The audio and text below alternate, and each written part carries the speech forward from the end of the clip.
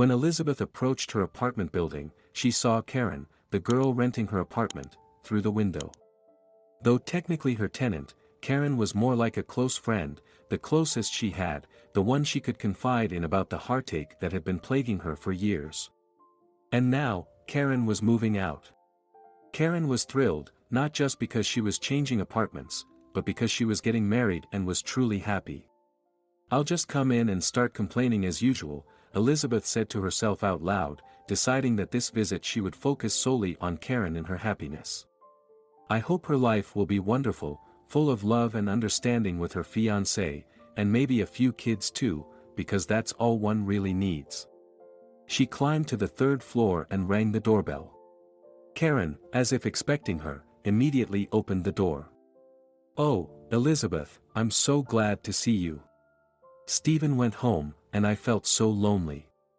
He works online and is trying to earn as much as possible before our wedding. Our parents are giving us money for a down payment on a mortgage, so we need to save up for the next payments. We also plan to go to an island for our honeymoon. I came to tell you," Elizabeth interrupted, "that you will be staying with me as a guest for these 2 weeks before the wedding, and don't you dare argue. I can't give you anything because all my salary goes towards paying the mortgage on my mother-in-law's apartment, and I can't do anything about it. Mike is starting first grade this year, and I don't even have money to get him ready for school," Elizabeth said wistfully, then remembered her promise to herself not to complain. "Well, tell me, have you chosen the restaurant for the wedding?" "Yes, a small and cozy one. And will you come with me to pick out my wedding dress?" "Of course, but I'll have to bring Mike along, he doesn't want to stay at home." "Are things really that bad between him and his grandmother?" "No, Karen, today we're only talking about your wedding. So, tell me, where are you planning to stay after the honeymoon? Should I hold off on renting out the apartment?" "Go ahead and rent it out," Karen said. "We'll be living at his grandmother's house on the outskirts of the city for now." Although Elizabeth had recently moved to this city, she knew there was a small neighborhood on its outskirts with old private houses, ordinary ones. The popular mansions were built where the forest used to be. The locals loved this place, but Elizabeth hadn't seen it because construction was already in full swing. Karen enthusiastically continued, "We recently visited his grandmother. I loved it, even though we had to work there. She's alone and managing everything herself is hard. Fortunately, she's so lively and quick. I think we've already become friends." "Oh, Karen, you're the kind of person who can be friends with everyone," Elizabeth said, sadness in her voice. "Elizabeth, how's everything at work?" "Yes, of course, everything's great. I'm very happy with my job." "Then you need to realize that your problems are at home. Until you resolve them, you won't be satisfied with your life. I've been telling you this forever. Admit to yourself that you don't have a family and won't have one as long as you stay with Gary and his mom. I'm sure she's the problem, so either make friends with her, or divorce your husband. There's no third option. She doesn't like Mike, and she doesn't like me much either. I'm thinking we should divorce before my son gets too attached to him. Mike looks up to him as a father figure, but he ignores him and only sometimes listens to his mom. I feel he'll never love Mike. Why did I marry him? How foolish!" Elizabeth exclaimed in despair. "You did the right thing. Every experience is valuable, even a bad marriage. Otherwise, you'd be wondering if you could have given Mike a loving father. So, please, don't torment yourself with these thoughts." They talked more about the upcoming wedding, set a time for dress shopping, and then Elizabeth headed home. But home for Elizabeth was that very apartment she just left. It had belonged to her late grandmother, who left it to her. Elizabeth's parents lived in another city. 7 years ago, Elizabeth had fled there to live with her grandmother. Unfortunately, her grandmother passed away 2 years ago. It was a difficult time for Elizabeth, a small child, her grandmother's unexpected death, and a lack of money. All of this led her to agree to Gary's proposal. So she found herself married to a man who, nearing 40, hadn't matured at all. Initially, his immaturity and complete inability to manage life amused her, but when he brought home his paycheck, which barely covered basic needs, fear began to set in. Right after the wedding, Gary and his mother took out a mortgage on a one-bedroom apartment, with Elizabeth, like a fool, silently paying from her salary. The remainder went towards daycare for Mike and buying fruit. Neither her husband nor his mother did much cooking, they relied on convenience foods. Initially, before the mortgage was finalized, Elizabeth cooked because she always had money. But later, they switched to fast food due to financial strain. Luckily, Mike ate at daycare during weekdays, and on weekends, Elizabeth used the money Karen paid her for rent. It was Karen who advised Elizabeth not to disclose the full amount she paid for the apartment. Otherwise, dear, you'll end up their slave. They already live off you completely, taking your salary, scrimping on groceries. Look at yourself, thin, neglected. And you need to look the part at work, too, you're a college lecturer. I understand, but... Elizabeth, you're perfectly capable, Mike will start school soon, you have your own apartment, and a great job. Think, why do you need your husband and mother-in-law? Walking home, she thought, why do I always end up with such immature men? Even Mike was born to such an irresponsible man, whom his father practically forced to marry the right woman's daughter, and his mother hinted to her, Elizabeth, that if she didn't leave her son alone, she would do everything to make them divorce. Elizabeth decided such a husband was not for her, so she moved to this city, hoping the man she once loved madly would never find out he had a son growing up. She felt he didn't need to know. Mike had asked about his father once, and she had said then that his dad didn't want to be his dad. Mike struggled with it for a long time, wondering why his father acted that way, but eventually, he accepted it.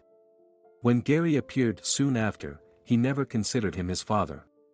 But now Elizabeth was firm in her decision to file for divorce, as in 2 weeks she could move into her own apartment, no longer needing Karen's help. Mike will be the only man in my life now, and no more experiments with marriage. I'll put all my efforts into saving up for a 2-bedroom apartment, because when Mike grows up a bit more, 1 bedroom will be too small for us. And I'll definitely do it, because I can't rely on anyone else. My parents are retiring soon, and they have my father's mother, my grandma. She's paralyzed, and my mom takes care of her all by herself. Dad helps too, but he's a man, so it's mostly mom taking care of grandma. Only her mother knew about Elizabeth's romantic tragedy. She had supported her then and said they would help her as much as they could. By the way, her mother didn't approve of her marriage either, thinking she had rushed into it. She and Gary had married just 3 months after meeting. Elizabeth was nearing her home, but suddenly decided to take a walk. After half an hour, instead of going home, she would pick up Mike from daycare. There was a small square near her house, and Elizabeth headed there, strolling for half an hour, admiring the flower beds with colorful roses.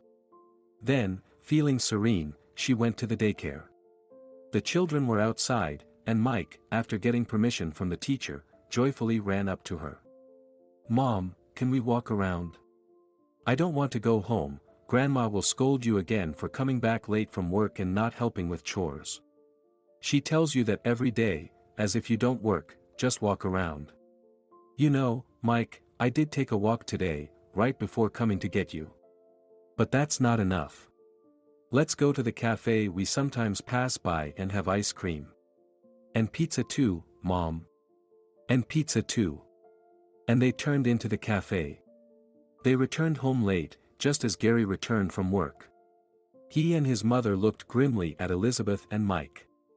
"You had a good walk. What are we having for dinner?" asked Gary's mother.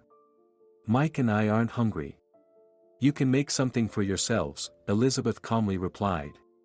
"Mike ate at daycare, and my friend treated me. We'll go straight to the room to read a story."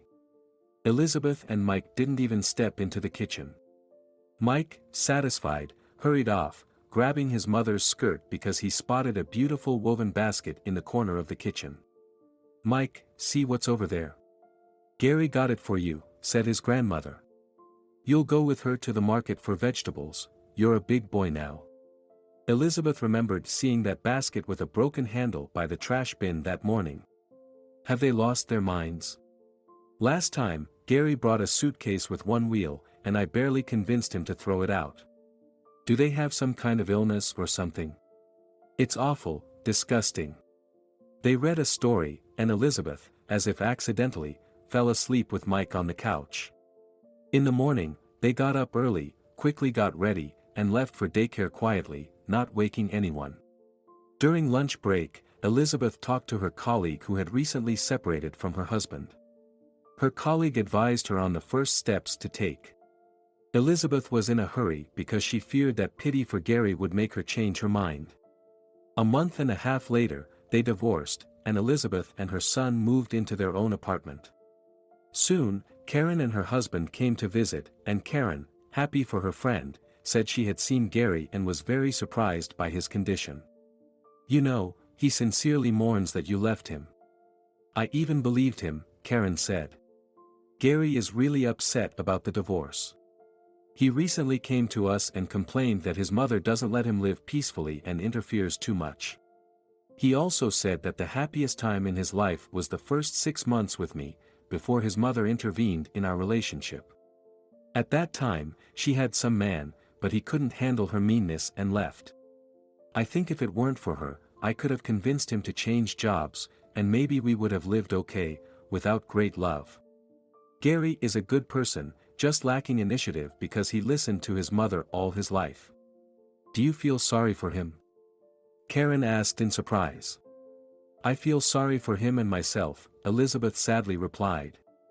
Maybe you're right, but his mother won't let you two live together anyway, she's a terrible owner. She thinks you took her son away, Karen said. I feel sorry for that guy too, Karen's husband Stephen chimed in. Looks like he grew up completely without a father. So, Elizabeth, get Mike into some sports section, there will be men around him who will raise him. Yeah, Stephen, you're right, Elizabeth said, reflecting on how her excessive love for her son might be similar to her former mother-in-law's. 2 weeks later, Mike started his busy school routine as his mother had hoped. A month later, Elizabeth decided to attend a physical education class to see how the kids were doing. She hoped to see what her son preferred, but alas, there were no signs of any particular talent emerging at school for him. Elizabeth asked other parents at the meeting if they were considering sending their children to a sports school, but no one was thinking about it yet, considering it too early. Why would I send him to basketball now? What if he doesn't grow tall enough and can't make it into professional basketball, one mother said.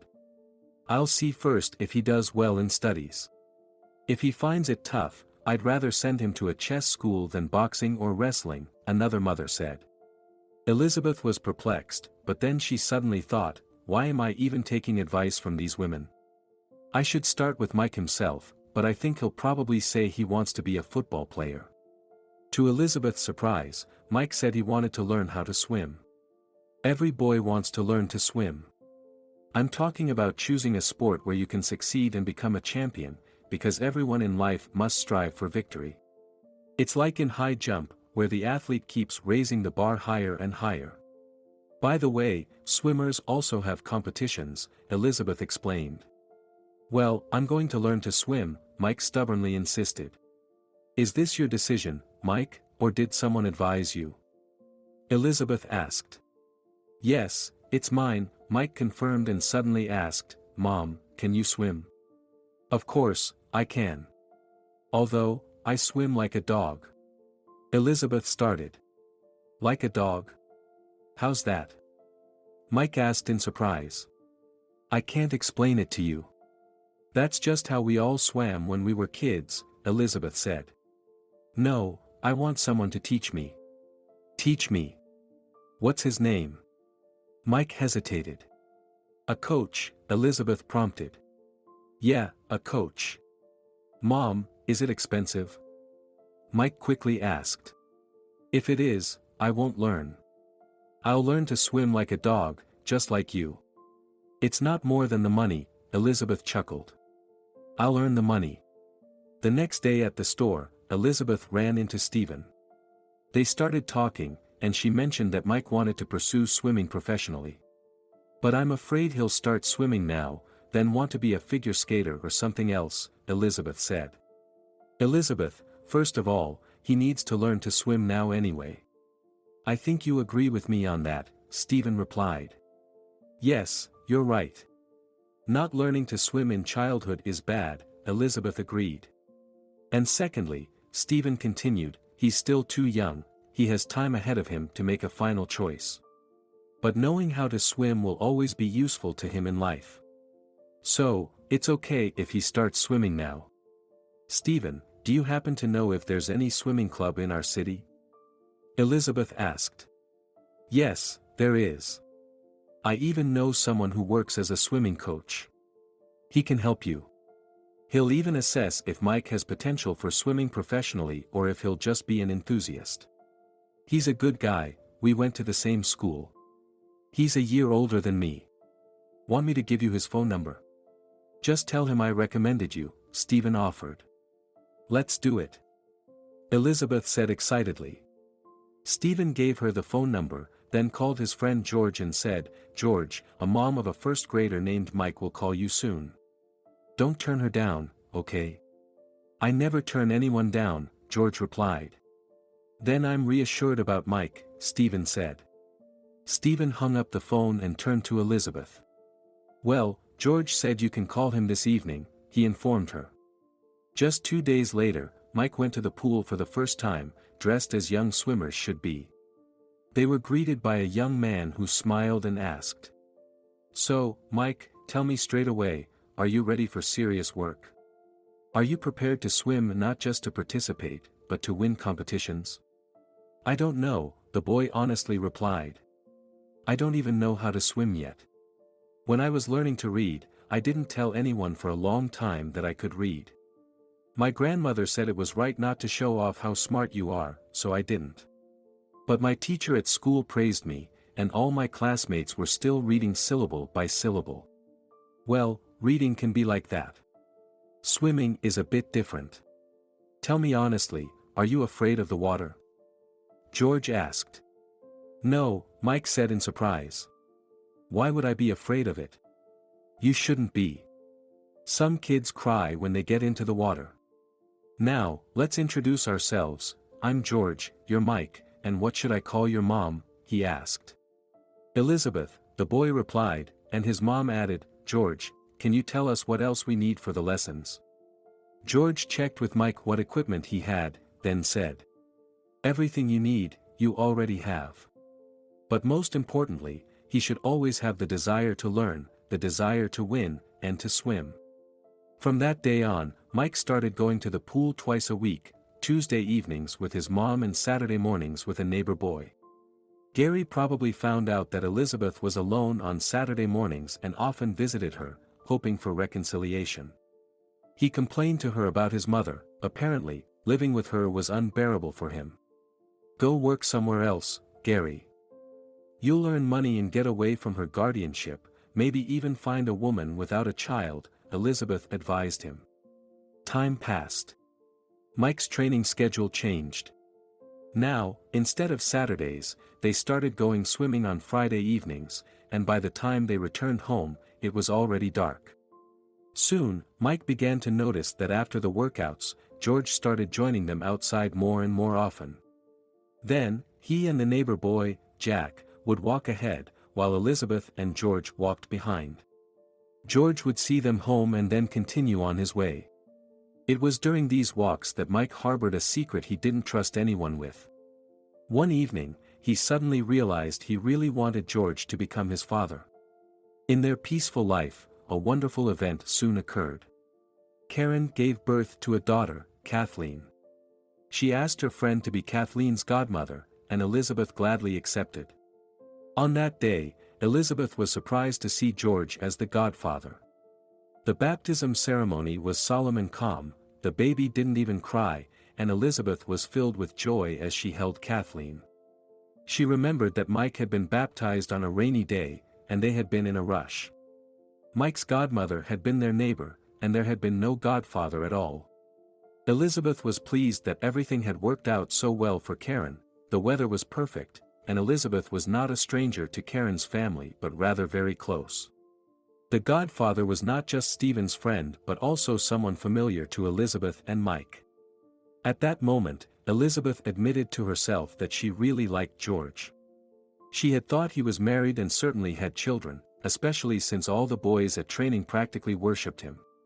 After the celebration, they all went to a festive dinner, and there, sitting at Karen's parents' table, George and Elizabeth were too formal in their conversation.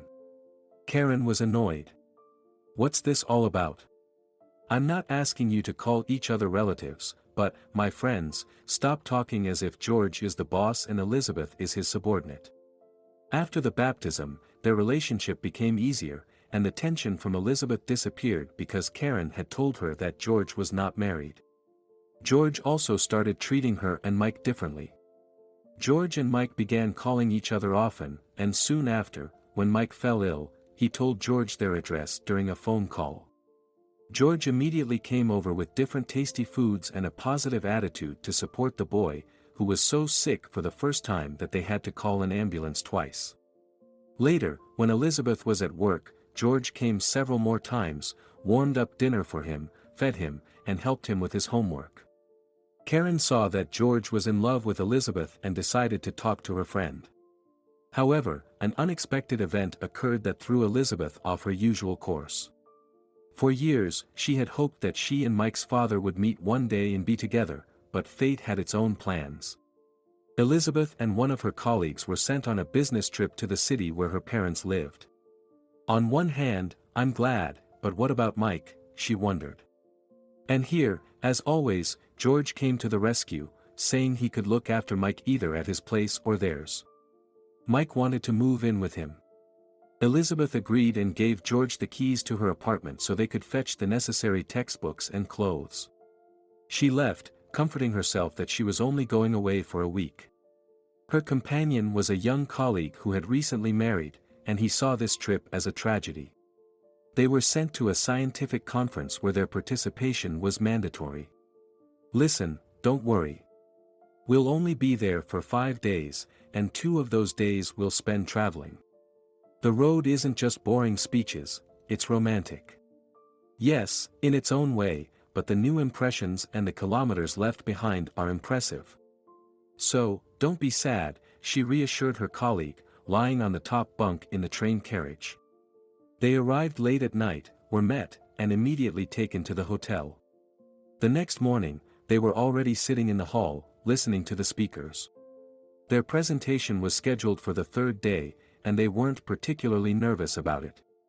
Both Elizabeth and her colleague had prepared a long speech that everyone was expected to receive positively.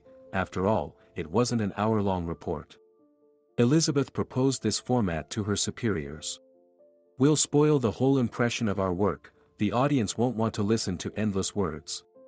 You agree that even you would lose interest after 10 or 15 minutes." She even prepared a script for her colleague, seeing how upset he was. She visited her parents in the evening, saying she wouldn't stay with them because the hotel was more convenient. "Besides, I've been ordered to look after our young colleague. He recently got married and really didn't want to come." Her mother was very worried that her daughter had separated from her husband, and since she didn't know the details, Elizabeth had to tell her everything. Her parents asked about their grandson, even though since he started school, he had called them every week without fail. "Daughter, come visit us in the evenings. Your father and I want to know about this George that Mike keeps telling us about all the time. He's Mike's coach." "We know he's a coach, tell us what kind of person he is," her mother asked anxiously. Her daughter couldn't hide her confusion from her mother, but eventually admitted that she had entrusted Mike to him during her absence. "Are you sure about him? He won't do anything bad to Mike." "No, don't worry, everything will be fine," Elizabeth reassured them. The next day, she went to her parents' house again. Her brother and his family were supposed to visit, as their mother had decided to host a small family dinner. On the way, Elizabeth stopped by the flower shop, as was her tradition, to buy her mother a bouquet of flowers. She already had a gift prepared for her father, which Stephen had bought for her back home. Stephen shared the same hobby as her father, fishing. She simply asked Stephen to buy something fairly expensive, something her father wouldn't have bought himself. Stephen fulfilled her request and even tried to explain to her why this item was needed. However, she interrupted him. "Will my father be pleased?" Stephen enthusiastically replied, "Absolutely." And she believed him. Elizabeth entered the flower shop and lingered at the display. What should I buy? Walking along the row of potted plants, she decided on one.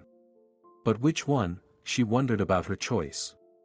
Then she chose not one, but 2 pots of violets, hoping her mother didn't already have these. As she was paying at the counter, she suddenly heard a loud whisper. "Elizabeth." Turning around, she saw no one, but then someone grabbed her hand from behind, and startled, she tried to pull away. Turning her head, she saw the person who had broken her heart many years ago, leaving her with Mike, of whom he didn't even know. The woman hadn't imagined she might encounter him here, in her hometown. Him, the ambitious, confident young man who had left to conquer the capital in his youth. Now standing before her was a man worn down by life, hardly successful. "Hello, Elizabeth, I'm so glad to see you." Elizabeth noticed more uncertainty than joy in Gregory's voice, seeing the effects of overprotective parenting on him, just like with Gary. "I didn't expect to meet you in this city, especially since when we parted, you left here," she said, unable to resist adding, "It seems there are too many of us smart ones for the big city. Maybe it's better to stay home. Although, I've moved to another city now, and I'm happy. I'm here on a business trip. I hope you're happy. Anyway, I have to go. Goodbye, my parents are waiting for me." Taking both packaged plants, she headed for the exit. "Wait, let me help you, carrying pots is awkward." He almost snatched one of the pots from her and walked alongside her. "If you want to know something about me, I can only say that I work as a teacher at a college. I'm very satisfied with my life, and I have no regrets about the past. Therefore, I'm not interested in knowing about you either." They turned into the courtyard where Elizabeth used to live, now only her parents lived there. After saying goodbye to Gregory, she headed towards her entrance. The apartment was lively, the whole family gathered in celebration of her arrival, 5 adults and 2 children. After hugs and kisses, Elizabeth began distributing the gifts she had brought. Everyone was pleased with the gifts, especially her nephews. Last in line was the gift for her father, which she had been most worried about, since she didn't even know how to use the item she held in her hands. However, her father, looking enchanted, skeptically eyed her hand. "Elizabeth, how did you guess that I've been dreaming about this for 6 months?" "Dad, I was so worried that I'd bring you something you didn't need. It was my friend's husband who suggested this, saying you'd definitely like it," Elizabeth confessed guiltily. Her father snatched the gift from her and hurried off to the bedroom. "Well, look at him, behaving like a little child," Elizabeth's mother remarked. "What's this?" her brother asked, completely indifferent to fishing. "I don't know. I told Stephen that my father is a fisherman, and he recommended this thing to me, even bought it himself." Everyone had a very focused look, trying to figure out what this mysterious item was that suddenly made their father so happy. But soon they all forgot about it and enjoyed listening to Elizabeth, who recounted her life over the past 6 months since her divorce from Gary. She also talked about Mike's studies and his passion for swimming. "We have such an interesting family, one is a fisherman, the other a swimmer," laughed Elizabeth's mother. Finally, their father appeared, radiant with happiness. Just then, Elizabeth's phone rang. She looked at the screen and turned it towards her relatives. Everyone saw that Mike was calling, and of course, they all laughed. Only their father asked in confusion. "What's so funny?" This sparked another round of laughter. "Grandpa, what did they give you?" asked his granddaughter. "You, dear, wouldn't understand it anyway," Grandpa proudly declared. This caused everyone to laugh again, including the grandfather, who felt like the happiest person alive. Late in the evening, when Elizabeth and her brother's family exited the building, she noticed Gregory standing nearby. She suggested to her brother's wife, "Let's take a short walk, and then you can drive home." They left her brother waiting in the car and slowly walked with the children towards the exit onto the street.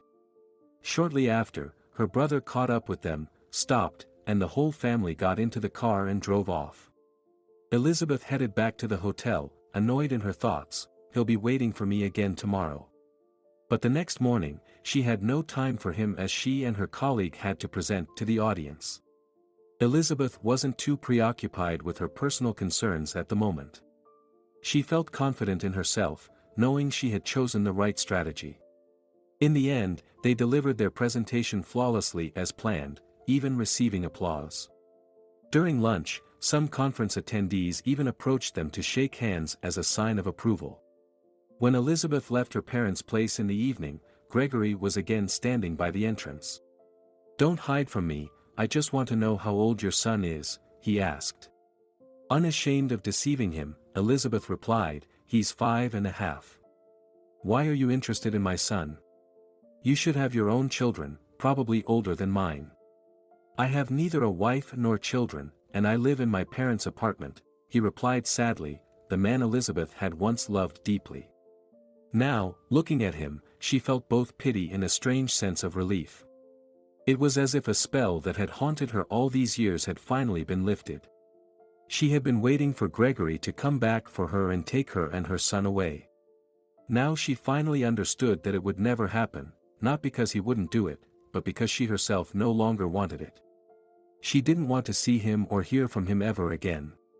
Suddenly, she remembered George, the simple swimming coach, confident, reliable, always ready to help her. "Go home. Don't come here again. I'm leaving in a few days, and we'll never see each other again." "The past can't be undone," she said firmly. "But wait.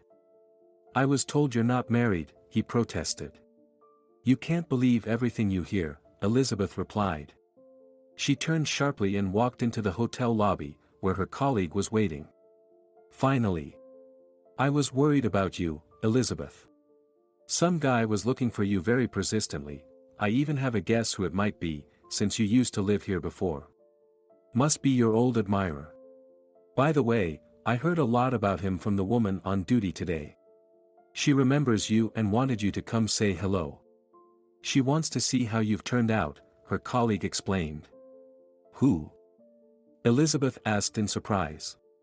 Intrigued, Elizabeth approached the receptionist and smiled from a distance, as it turned out to be Margaret, the mother of her schoolmate and friend, Angela. Margaret came out from behind the counter and hugged Elizabeth. "Oh, Elizabeth, you're still as beautiful as ever. It's been so many years since I last saw you at our graduation. My Angela now lives up in the mountains, her husband is from those parts." "And how is she?"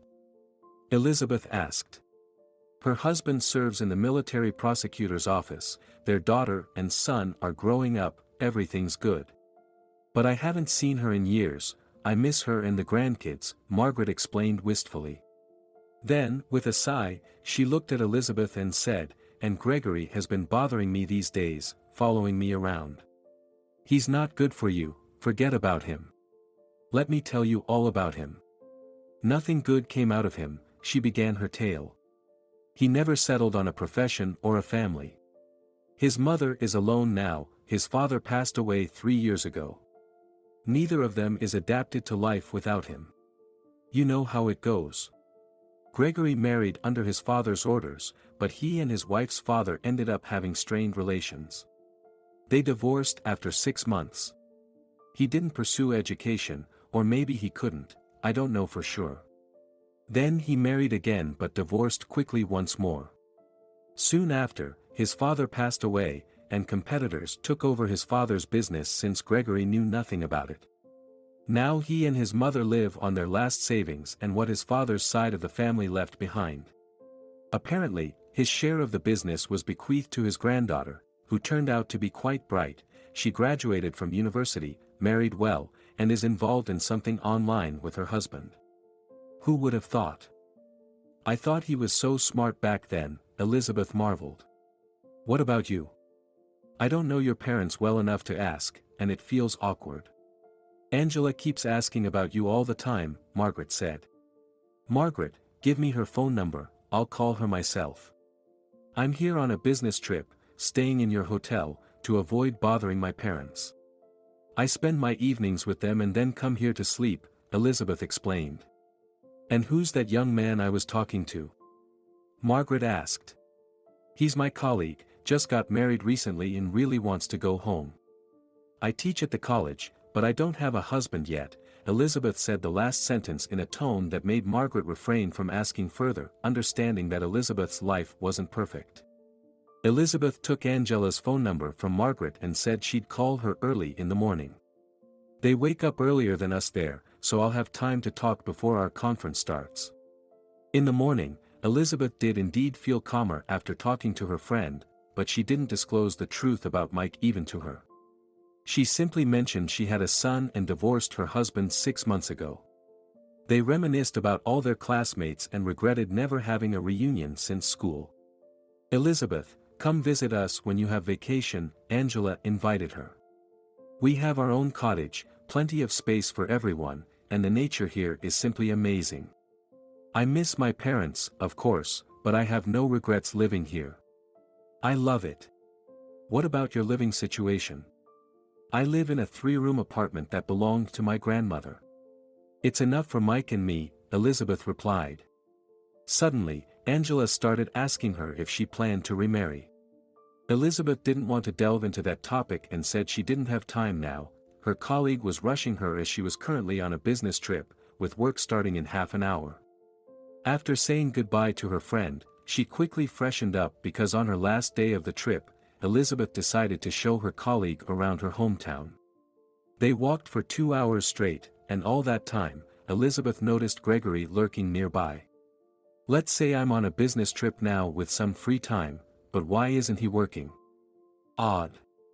Even if he doesn't have any education, he could at least work as a security guard or a laborer, she pondered. Soon, she decided she didn't want to think about him anymore or watch him follow them. When Elizabeth went to say goodbye to her parents, she didn't see him by the entrance anymore. She and her colleague arrived early at the station and impatiently waited on the platform for the train. Then, with an incredible sense of relief, Elizabeth watched the city fade into twilight, taking with it all the heavy memories. Even Gregory suddenly seemed to her pathetic and alien, completely alien. Elizabeth turned away from the window and instantly fell asleep, forgetting all the torment that had haunted her since Mike's birth. She dreamed of running towards each other with Mike through tall green grass, finally meeting. Her son handed her not a flower but a potted violet, the same kind she had once given her mother. When the train arrived at their station, only Elizabeth and her colleague stood in the vestibule. On the platform, they saw Mike, George, and Brenda, her colleague's wife, animatedly talking, then rushing towards them. From the outside, everyone probably thought we hadn't seen each other in a whole year, but it's only been a week, Elizabeth thought, recalling the events of 6 days ago when she saw Gregory after so many years apart. She had never even thought of hugging him or spinning with joy. There was no joy, only indifference. And then Brenda said, "Darling, I've prepared so much that we already agreed we'll dine at our place. After all, we live very close by," Brenda immediately explained to Elizabeth. During dinner, Elizabeth sat between Mike and George, often feeling their hands touching hers, whether accidentally or intentionally. She and her colleague happily recounted their business trip and proudly shared the applause they had earned at the conference. The rest of the company talked about how much they missed each other. "Well, that's okay," George announced. "Next time I take the kids to their competitions, Brenda, I'll take you along too, and the 3 of us will have just as much fun," agreed. The whole group laughed cheerfully. Later, they drove to George's place because Elizabeth's refrigerator had been turned off at home since there was no food there. George rode in a taxi and envied Elizabeth's colleague for finally hugging Brenda after they left. Meanwhile, Elizabeth thought about how happy Brenda must have been that she and her husband were together again. In the car, there was an obvious sense of envy, not malicious, but a languid envy that could dissolve with a simple innocent kiss. The kiss came a bit later, from Mike, as he went to bed. He kissed both his mother and George. "I only have a shower in my bathroom. Will that be okay for you, or do you want to soak in your own tub?" George asked, averting his gaze from Elizabeth. "Yes, I'd prefer to get home. It feels more familiar to me there," she replied. "Well then, What are we waiting for? We'll pack up all your things now, including some books so you don't have to lug them later, and head over, George suggested. Half an hour later, Elizabeth was luxuriating in her own bathtub, enjoying a peace and warmth of heart she hadn't felt in a long time. She imagined stepping out of the bath in a cozy terrycloth robe. In the morning, she woke to a light kiss from George. Go back to sleep, it's still early, and I'll go. Mike might wake up soon and be scared, he whispered, then left, telling her to come over later. We'll be waiting for you at breakfast, he added. Farewell again, he kissed her, but this time it was different, and she liked this kiss much more. Elizabeth lay for a few more minutes, then got up and started cleaning. In the week she was away, there had been some changes here, and she was surprised to see a pot of pink violets on the windowsill in the bedroom, and a small pitcher of water on the nightstand.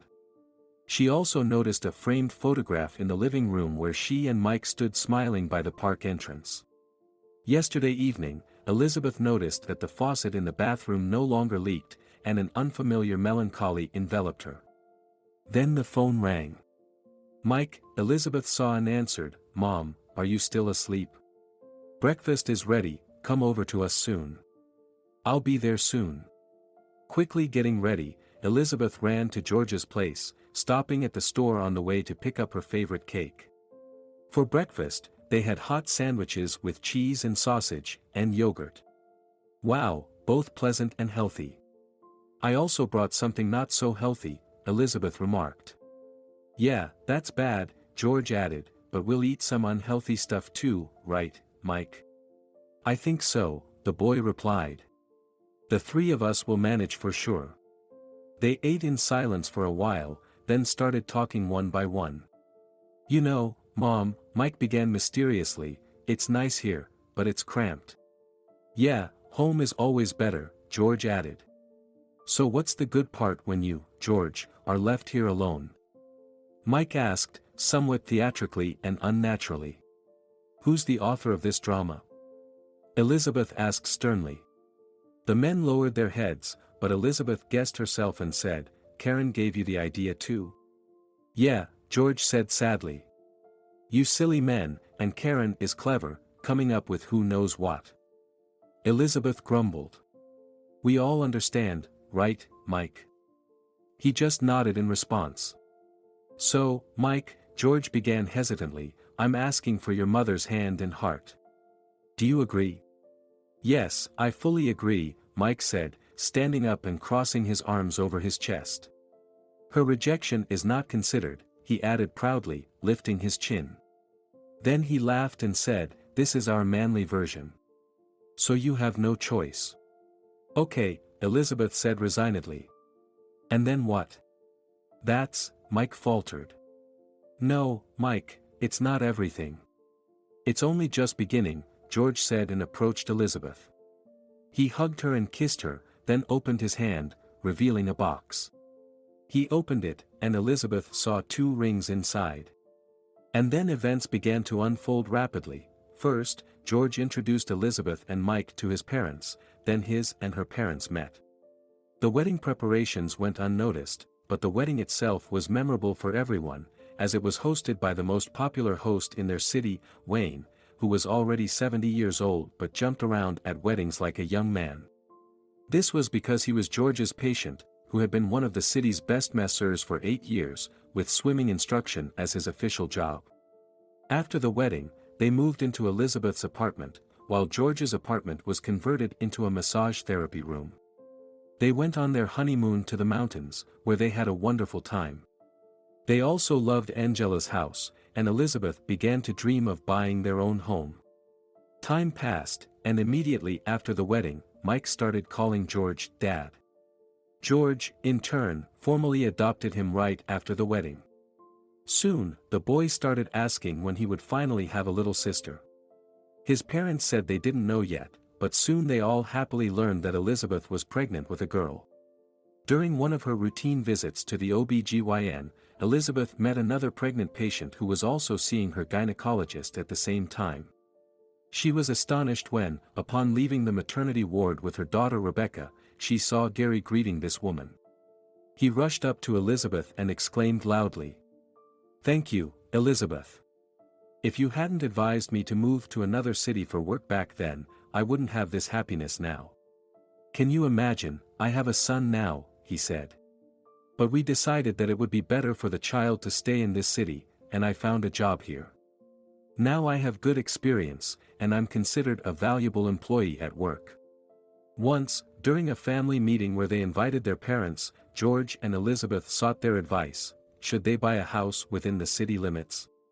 Their parents approved of their decision, and soon after successfully selling Elizabeth's apartment, they bought themselves a beautiful home, albeit adding a small amount to it.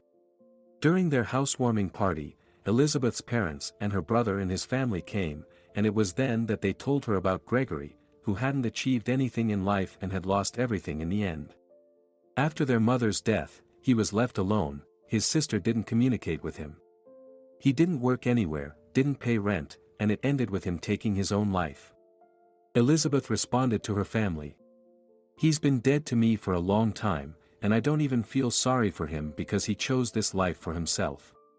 She asked her family to forget about him and never remind her of that person again. "I found my happiness, and I will cherish and protect it. After all, family is the most important thing in life," thought the happy woman.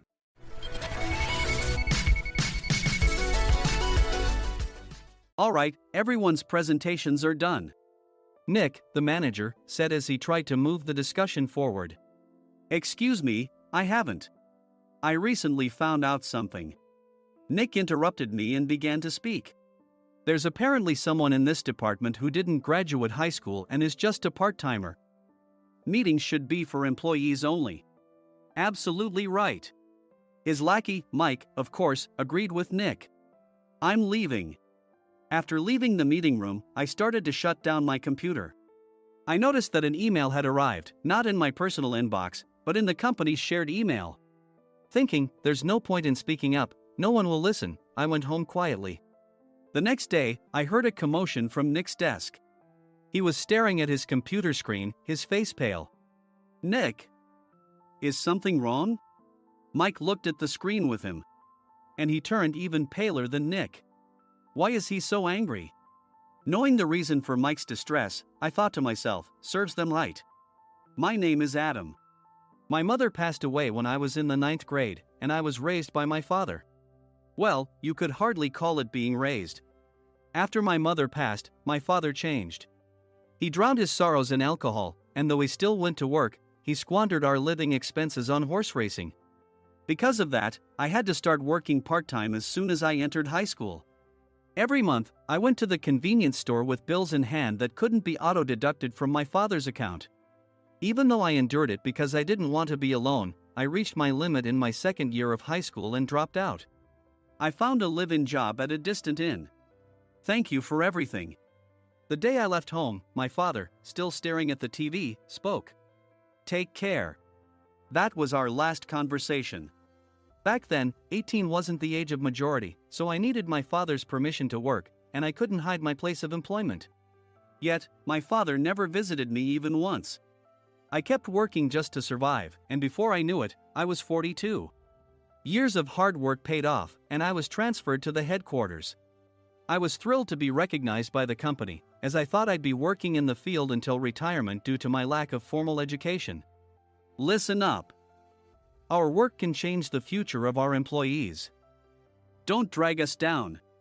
On my first day after the transfer, Nick, dressed in an expensive suit, spoke sternly. There was a reason for this. Our inn was located in a prominent tourist destination, known so well that everyone in the state could sing its commercial jingle.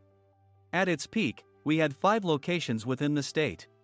But that was long ago. Due to financial difficulties and aging facilities, only the place where I had worked for many years and the original establishment remained. I was prepared to lose my job anytime, but now there was a glimmer of hope. With the rise of social media, the tourist area where the inn was located started gaining attention again. Depending on how hard the sales department, where I was transferred, worked, we could either thrive or be forced to give up this prime location to the new hotel chains continuously popping up. For Nick, who had switched careers from another industry to strengthen our sales, this was a battle he couldn't afford to lose. I understood why he had to be strict. I will do my best. Nick sneered at my enthusiastic declaration. Did you not hear what I said? I'm sorry. I thought I was listening carefully. Out of habit from years of customer service, I apologized reflexively, though I had no idea what had offended him. Someone was watching me with a smirk. In this department, there are those who are expected to excel and those who have been shoved here because they have nowhere else to go. You are the latter. It was Mike, the section chief. He's 7 years younger, at 35. But he was called to headquarters much earlier than I was and had been moving around within the headquarters ever since. I'm not jealous, but I can't accept that he's my boss. Graduating from a prestigious university, he has an unusually high pride and caused many problems as a newbie, making things very difficult for me when I was the front desk leader. When I found out Mike was transferred to the sales department a month before me, I was disheartened. Mike is right. With just a middle school diploma, there's not much you can do.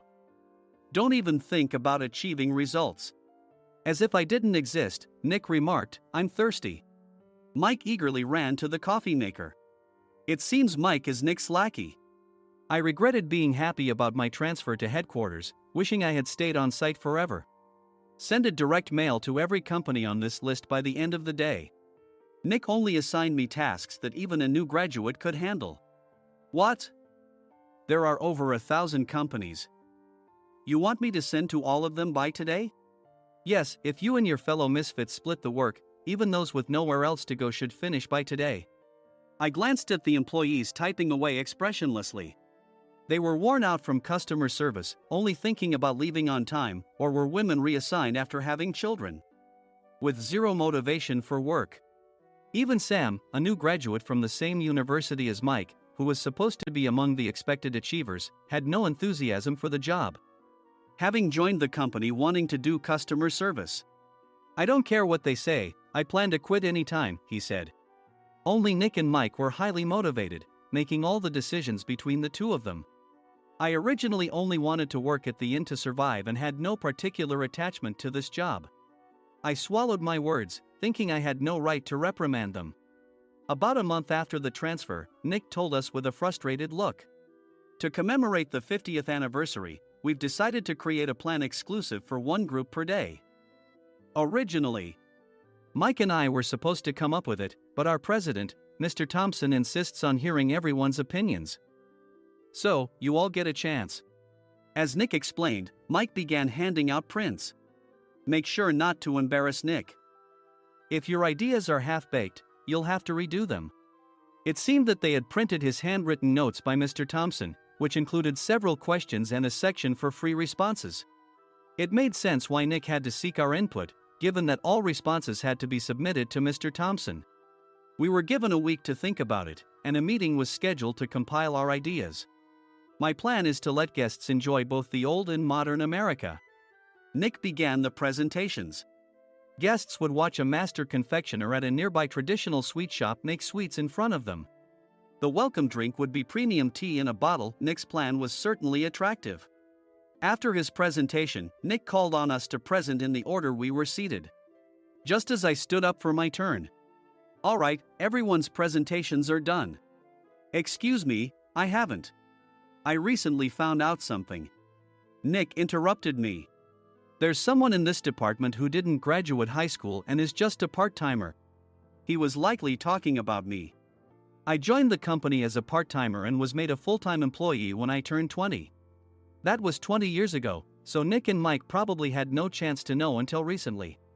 Meetings should be for employees only. Absolutely right. After that, Nick kept creating opportunities to solicit everyone's opinions, purposefully excluding me from speaking. The meeting unexpectedly heated up and went past the scheduled end time. A few people asked to leave, and the discussion continued with the remaining few. Still here? Normally, you'd leave in that situation. Though I had no attachment to the job initially, hearing kind words from customers made me want to make them happier. For someone like me, with nowhere to go, the inn was my home and customer service was my life. I felt pathetic about my current self. I'm leaving. I left the conference room and started shutting down my computer. I noticed an email had arrived, not in my personal inbox, but in the company's shared email. Thinking no one would listen to what I had to say anyway, I quietly went home. The next day, while preparing the DM as instructed, I heard a commotion from Nick's desk. In his haste to stand up, he hit his knee on the desk. He stared at his computer screen, his face pale. "Nick! What's wrong?" Mike, thinking he should be the first to rush over, approached Nick while still wearing his coat. He peered at the screen with Nick. And he turned even paler than Nick. Why is he so angry? Who is responsible for this company? Nick, more irritated than ever, asked, and Mike answered without checking. Probably Sam. Sam wasn't there because he was attending a morning training session for new hires. Nick gave up on getting angry and returned his gaze to the screen. They were looking at an email that arrived right after the end of the working day yesterday. Apparently, no one, including me, had checked it before leaving. The email was from a large company that used us for their annual employee trips. The president and executives of that company also frequently used our services personally. President of the company, Mr. Mason himself, had declared that neither he nor his company would ever use our services again. Well, some companies cancel their employee trips or stop using our services due to financial struggles. Let's just move on. Mike kept wiping the sweat from his forehead with a handkerchief. Knowing why Mike was so agitated, I quietly watched their interaction. Do you know how much revenue we get from that company? We can find other guests to fill the rooms, but we'll lose the banquet costs, gift shop revenue, rental car fees, and more. Moreover, the gifts were supposed to be prepared by the traditional confectionery shop involved in Nick's proposed plan. If it's known that we incurred such a huge loss at this critical time, Nick's position in the company would be jeopardized. Nick took a deep breath, seemingly trying to calm himself. All right, Mike. Go to New York right now and apologize to Mr. Mason. What? You're coming with me, right? I have urgent work to do. I trust you, which is why I'm entrusting this to you. Please. Mike, believing Nick's sincerity, agreed with a determined look on his face, saying, yes. That's Nick for you. Even if Mike went to apologize, Nick would shift all the blame onto him if the client didn't change their mind. Well, it was Mike's fault to begin with, so it served him right. About 3 hours later, Sam answered a call from somewhere and repeatedly apologized, saying, I'm very sorry. Everyone watched to see what was happening. After ending the call, he informed Nick with a weary tone. When Mike arrived at the client's company, he only made things worse, further infuriating Mr. Mason. He was demanding, get his boss here immediately. It was no wonder Sam was exhausted, dealing with such a call right after returning from training. What is that idiot doing? All right, Adam, you're coming with me. If sacrificing Mike didn't work, then I must be next. Normally, I'd want to refuse at all costs, but I saw an opportunity in this situation. If I can be of assistance, I'd be happy to join you. I obediently followed Nick, and we flew to New York. When we introduced ourselves at the reception, it became clear how serious the situation was, as the receptionist personally escorted us to the president's office. Angry voices leaked through the door, making both Nick and me uneasy. Excuse me. I'm Nick, the supervisor. I understand my subordinate has caused you trouble, and I deeply apologize. Nick, with his experience in the corporate world, knew enough to offer an apology before excuses. However, his customer service skills left much to be desired. I sighed as I saw Mike trembling like a small dog in the corner of the room. What kind of training are you giving your subordinates? Mr. Mason glared at Nick with a red face. The intensity of his gaze made even Nick take a step back. Regrettably, I joined this company only 2 years ago and was unaware of Mike's issues. I should have identified his shortcomings sooner. Indeed. I should have realized sooner. No sensible person would come to apologize and then give a lengthy presentation on the drawbacks of not using their in. Nick froze, his mouth slightly open. Suspecting the worst, I picked up the documents that had fallen to the floor. It seemed Mike hastily prepared these documents on the plane, listing the disadvantages. Disadvantage 1: if you change the venue for the company trip, employees might suspect it's for cost-cutting reasons, leading to a negative impression. Reading it aloud half-jokingly, Nick snatched the papers from my hand and checked the contents with a furious expression.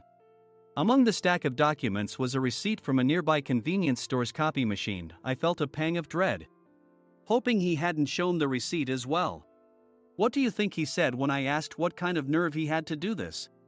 I'm very sorry. Faced with the dire situation, Nick must have thought there was nothing left to do but apologize. In a voice smaller than I'd ever heard from him, he uttered words of apology. He said, "I'm a Harvard graduate.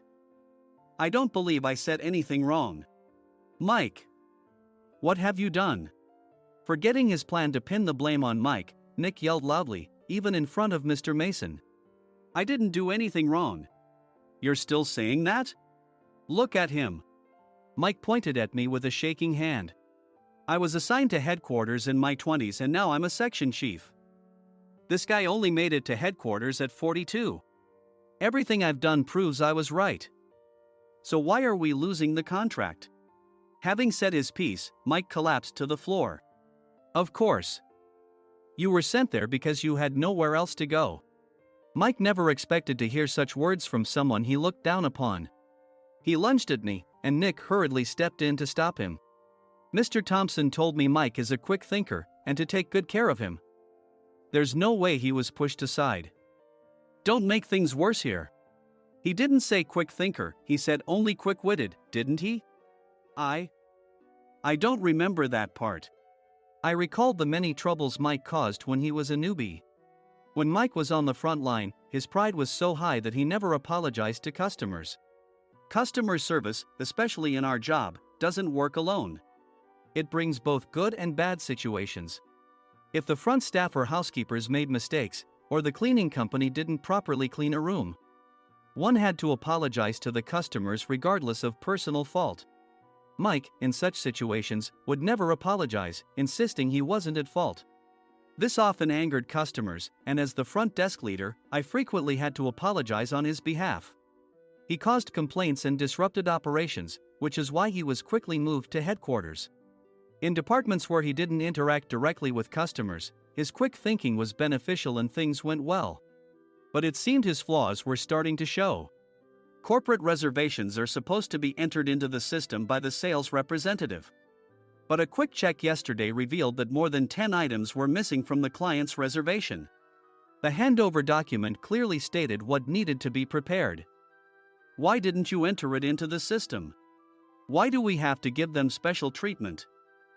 Filling rooms near the banquet hall, setting up all the food in advance. Specifying the brand of wine, they're too demanding. No wonder he always angered customers, I thought, feeling a headache coming on. Grouping them in rooms near the banquet hall is for our benefit too.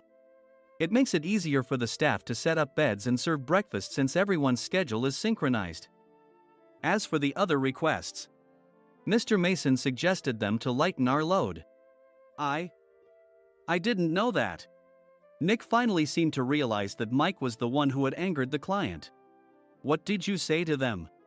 I just told them we wouldn't give them special treatment anymore. We shouldn't waste effort on things that don't bring in money.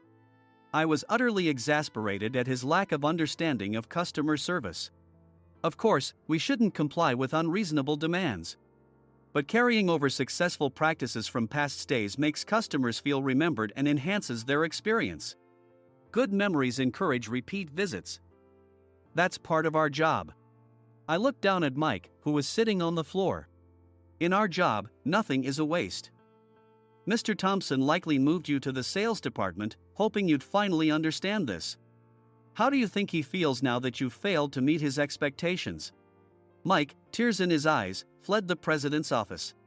I was amazed he still hadn't apologized. You have it tough, Adam. It's okay, we're all employees of the same company. I deeply apologize for this disrespectful incident. Especially after all the care you've shown us. If it weren't for you, Adam, I really would have stopped staying here. When I heard you were moving to the sales department, I was willing to reconsider if you handled it. Seeing us talk so amicably, Nick's face contorted. Do you two know each other? Adam's service is excellent. I always requested him specifically. Normally, we don't accept specific staff requests, but we made an exception for Mr. Mason, adjusting my shifts accordingly. He had personally stayed at our hotel just before my transfer, and during casual conversation, I mentioned, "I'm moving to the sales department soon." If I hadn't told him then, things could have been much worse. "Please continue to take care of us. I look forward to it." On the return flight, Nick awkwardly offered me a can of beer. "It's still working hours."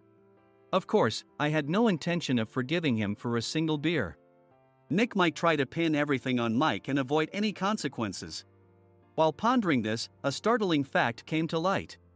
"Nick, the tea bottles for the plan have arrived." I handed Nick a bottle labeled with our inn's name. "They look good." "What are you talking about?" "These are plastic bottles. I had assumed we would use the trendy, high-end bottling tea. But what arrived were ordinary plastic bottles of tea with customized labels. The only unique aspect was the label, which had the inn's name, making it look customized. Upon further investigation, I discovered that a substantial amount of money was set to be paid to the tea company. It was priced like bottling tea. Does this plastic bottle really cost $100 each? The tea inside is specially blended for us. The extra cost is for that. Wouldn't it be better to use another tea company? Or is there a specific reason we must use this one?" As Nick continued to make excuses, I showed him a printed email. I informed the tea company's president, Mr. Mitchell, that we discovered irregular payments and he confessed. He said you two were high school classmates and planned to split the extra money. That idiot. Why did he confess? That's not important. You should worry about yourself, this could turn into a police matter.